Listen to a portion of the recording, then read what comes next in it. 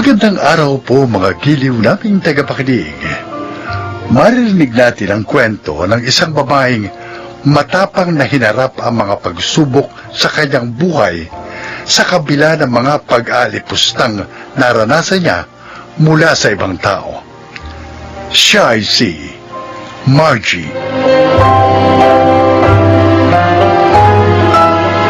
Unang boyfriend ko si Dexter at ika nga nila, head over heels ako sa kanya. Hanggang sa puntong halos halikan ko na ang kanyang mga paa. May paramdam ko lang na mahal ko siya. Ngunit ang paang nais kong halikan ay ang parehong paang umapak sa akin upang malugmok sa klase ng buhay na akala ko'y hindi ko na matatakasan.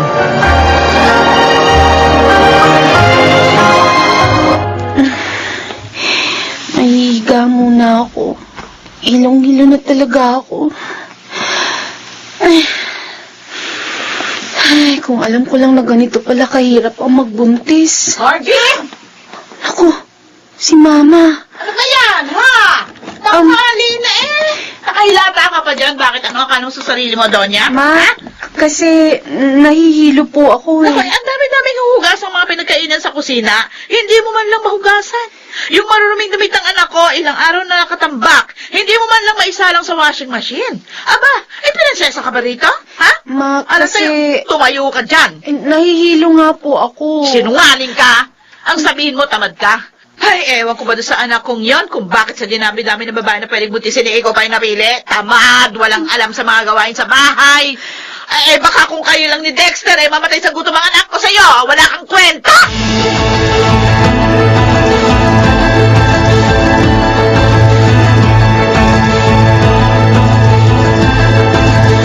Sabi ko naman sa'yo, pagpasensya mo na si Mama.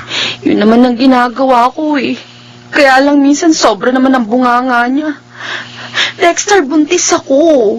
3 buwan akong buntis at madalas akong mahilo at magsuka.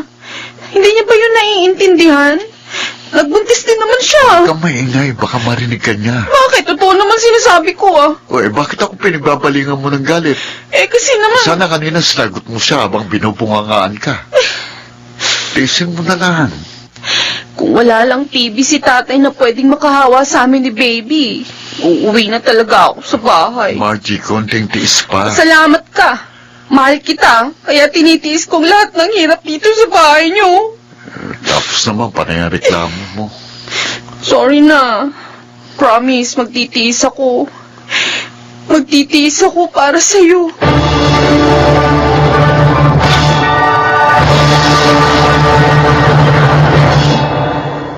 Ay, naku.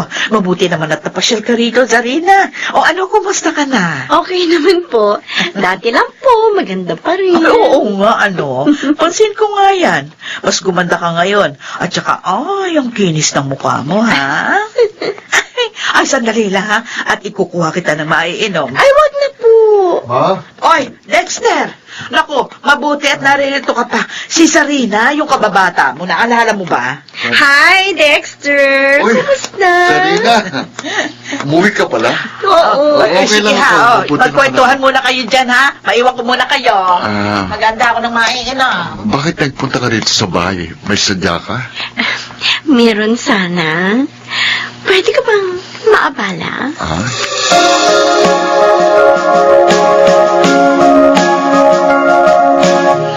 Ilang araw mo nang ipinagdadrive yung babaeng yun. Tapos madalas hindi ka nakakauwi kung gabi. Saan ba ka na nagpupunta? Kasi hindi pa siya marunong mag-drive, kaya ako na muna ang pinagmamaneho niya.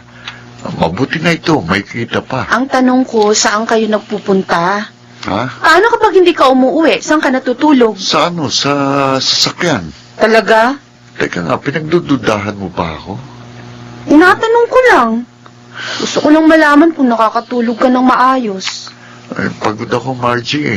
Sige, patutulog na muna ako. Gisingin mo na lang ako kapag manananghalian na, ha? Sige.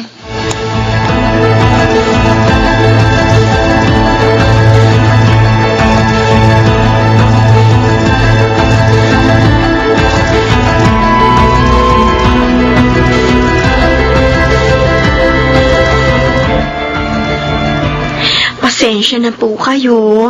Isusama ko na naman ngayon si Dexter. Ay, naku, walang problema sa akin yun. Mabuti nga at kayo magkasama.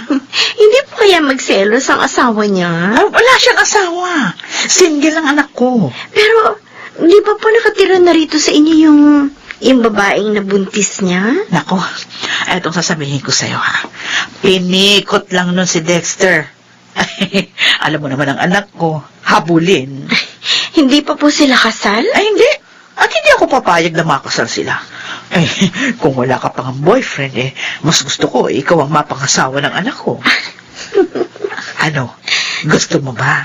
Naku, mahirap po yan. Ha? Baka sugurin ako nung kinakasama niya.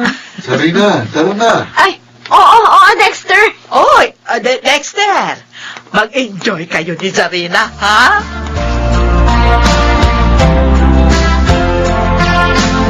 Ano? Anong sinabi mo, Margie? Ang sabi ko po, sumusobra na kayo. Hoy! Huwag mo ko pagtataasan ng boses, maldita, ha? Dinig na dinig ko kayo kanina habang inirereto niyo ang anak niyo sa babaeng yun. At ano po yung sinasabi niyong pinikot ko si Dexter? Ah, bakit? Totoo naman yun, hindi ba? Nuno kayo ng kasinungalingan. Ba't ako lang yan tuhali ka nga rin? Masarap ka! Akala mo ba, ha? Dahil butis ka, urungan kita, ha? Aray ko! Aray ko! Aray, Ang aray, tiyan ha? ko! Huwag mo akong kakalaban, eh! Dahil hindi mo kilala! Hindi mo kilala ang kinakalaban mo!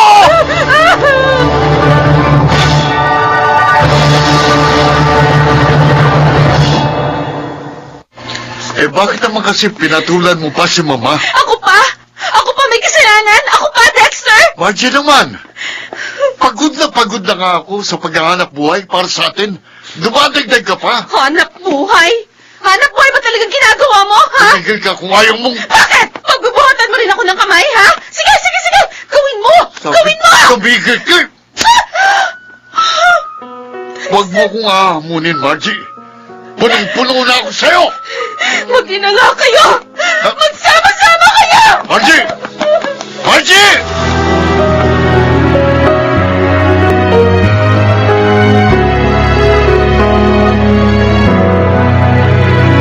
O anong plano mo ngayon? Kuya. Yan na nga ba sinasabi ko sa'yo eh. Kung hindi ka naging mapusok, di sana wala ka sa sitwasyong yan. Oo na. Kasalanan ko na. Dito ka na lang muna sa bahay, hanggat hindi ka pa nakakapanganak. Mamaya niyan, malagay pa sa alanganin ng buhay nitong batang dinadala mo. Kapag nanatili ka sa bahay na yun. Kuya, hindi na ako babalik doon kahit kailan. Sigurado ka. Baka mamaya, pag sinuyo-suyo ka ng lalaking yun, sumama ka na naman. Hindi na. Tama na to. Kaya ko namang mabuhay kahit wala siya.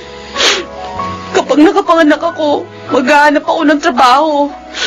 Papakita ko sa kanilang kaya kong tumayo sa sarili kong mga paa. Di naman ako karapat-dapat tratuhin na parang basura. Babae ako. Tao ako. Kung hindi nila ako kayang tratuhin ng maayos, ano pang dahilan ng pagtitiis ko?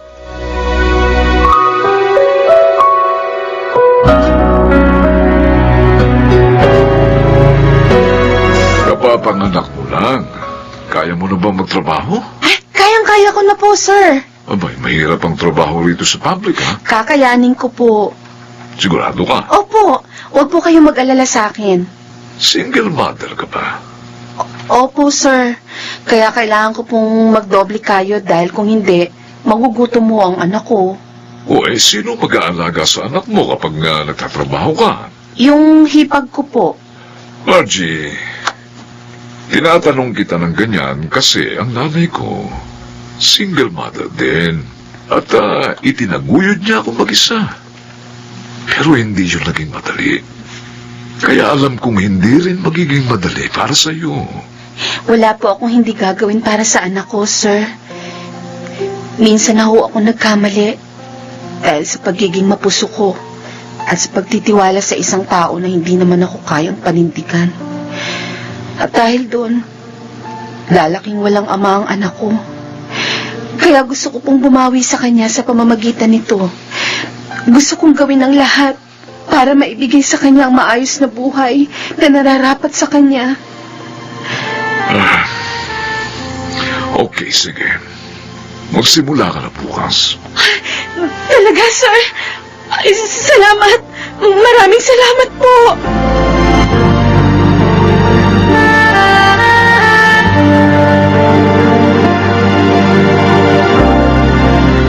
Oh, may bisita ka. Sinong... Maiwan ko muna kayo. Anong ginagawa mo rito? Margie, Bakit? si Mama, Bakit ang nangyari sa mama mo? sabi ng doktor, may daning ng buhay niya. Eh, ano ngayon? Margie, 5 taon na mula nang umalis ka sa bahay. Wala nang magkahiwalay tayo. Baka pwedeng patawarin mo na si Mama. Sabi ng mga tiyahin ko, maaaring nakakadagdag pa sa paghihirap niya ngayon ang galit na nararamdaman mo sa kanya. Kaya sana mapatawad mo na si Mama. 5 taon na ang nakalilipas.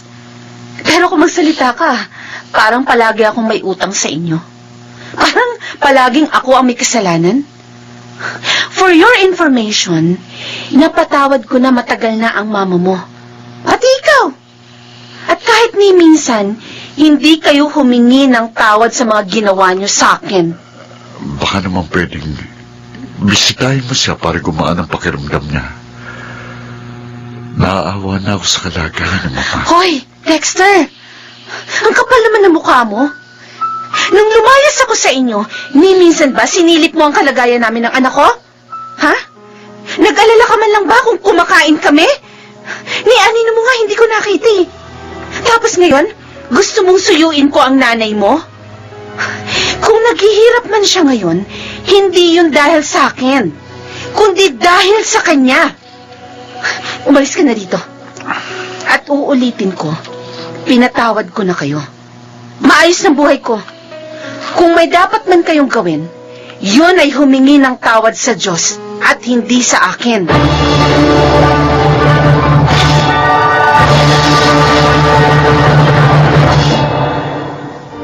Mula ng araw na yon, wala na akong balita kay Dexter.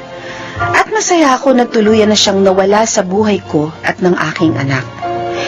Kung may pagmamalaki man ako ngayon, yun ay ang katotohanan na nagawa kong mailayo ang aking anak sa presensya ng mga taong magdudulot lang sa amin ng hirap at pagdurusa. Ako po si Margie at ito ang aking buhay. Hindi sa lahat ng oras ay kailangan nating magtiis. Kailangan alam natin kung kailan tayo aalis sa sitwasyong hindi na nagdudulot ng mabuti sa ating buhay. Mga nagsiganap: Rosana Villegas, Phil Cruz, Chiquit del Carmen Amor, Lionel Benamin, Jun Ligaspi, at Jenaline de la Cruz sa papel na Margie. Naglapat ng angkop na tunog Jerry Mutial. Sa musika, Buboy Salonga. Supervisyong teknikal, Eric Lucero at Bong Muyar. Creative Consultant, Phil Cruz. Production Assistant, Anching Cruz. Ito'y mula sa panulat ni Rita Labanon. Sa direksyon, June Martin Ligaspi at Maynard Landicho Jr. Ito ang aking buhay.